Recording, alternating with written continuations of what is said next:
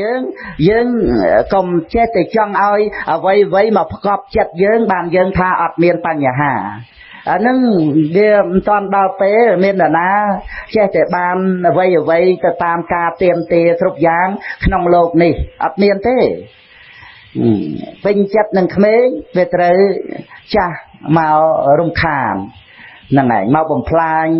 យុវវ័យហ្នឹងត្រូវការជាវាមានឈឺមក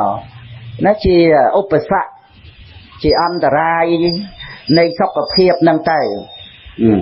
ត្រូវការរស់មានសេចក្តីស្លាប់ហើយធ្វើម៉េចដើម្បីឲ្យយើងចេះតែបាននៅក្មេងនៅជាឬក៏នៅរស់ឬក៏ជួបជុំជាមួយនឹងអ្វីជាបុគ្គលក្តីជាទ្រព្យសម្បត្តិក្តីឲ្យជាទីស្រឡាញ់ពេញចិត្តហ្នឹង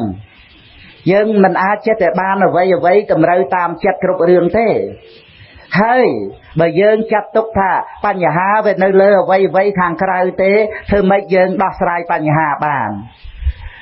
ព្រោះយើងមិនអាចចេះតែបាននៅអ្វីដែលយើងទៀមទាទេអញ្ចឹងវាត្រូវតែមានបញ្ហាតែរហូតហ្នឹងបើថាបញ្ហាវានៅក្នុងសាច់រឿង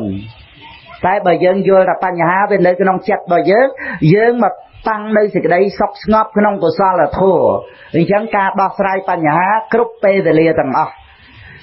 គឺមិនថារឿងនៅក្នុងជីវិតនឹងរឿងអីទៅជារឿងអីទេគឺអាចដោះស្រាយបានគ្រប់រឿងទាំងអស់ដោយសារថាចិត្តនឹងឯងជាកុសលតែកាលណាចិត្តជាកុសលហើយរឿងវាត្រូវរសាយអស់ទៅវាអត់មានអ្វីជាបញ្ហាដើម្បីឲ្យយើងកើតទុក្ខទៀតទេវាកើតទុក្ខយ៉ាងម៉េចបើចិត្តនឹងតាំងនៅក្នុងកុសលទៅហើយហ្នឹងចិត្តនឹងស្ងប់ទៅហើយហ្នឹងវាមានរឿងយ៉ាងម៉េចទៅទៀតណាយើងឃើញនៅពេលដែលយើងកើតទុក្ខសោកចិត្តរឿងទៀមទាណា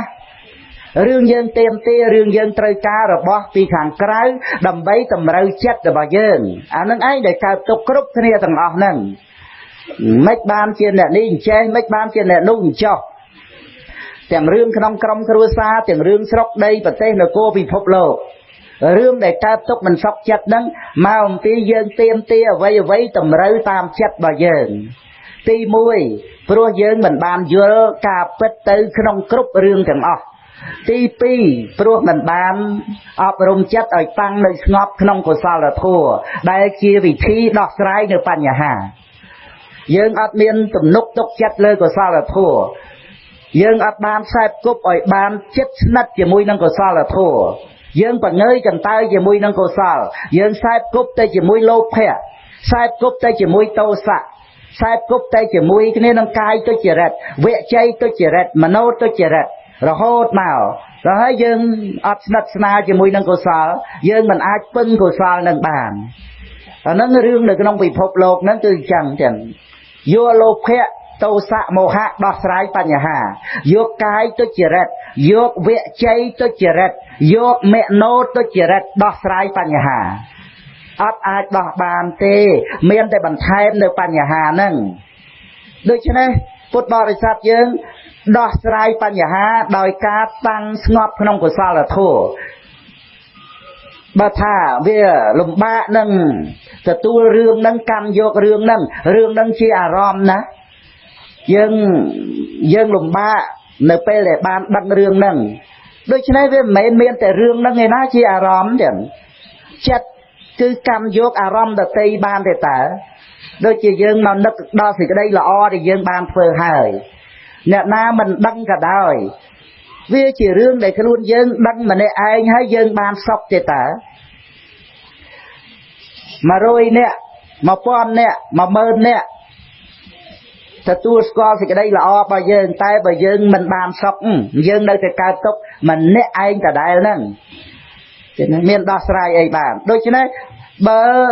អ្នកដទៃមិនបានដឹង